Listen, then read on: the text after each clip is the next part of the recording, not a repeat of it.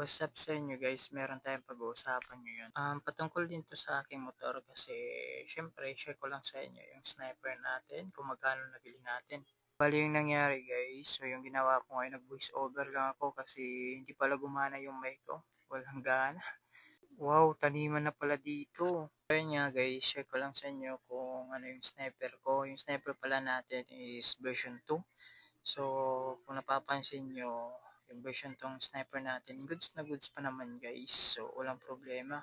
So, model pala niya guys, 2019 model. At wala namang gaanong sira pa. Bali, bili ko to siya ng second hand. So, bali yung napalitan lang natin dito guys is yung clutch lining, damper, at side mirror. So, yun pala yung napalitan ko. So, bali, pinarehistro ko na to kasi yung nabili ko nito is expired siya. So, 6 months expired.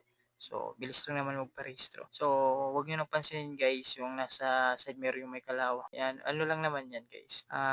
Mumurahin lang naman yung side mirror natin, hindi naman kamahalan. So, ayun nga guys. So, astig pa naman yung version 2 na sniper. Hindi naman ako binibitin sa mga over. So, napakaangas. At yung may-ari nito guys, kaya narush to sa pagbenta sa akin. Kasi yung may-ari palis ng abroad. So, kung nagtatanong kayo kung magkano yung ko nito, nasa halagang 49K. So, i-comment nyo na lang guys kung di ako lugi dun.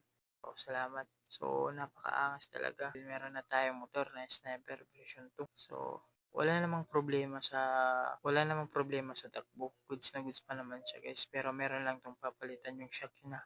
Yung sa center kasi medyo parang kabayo na.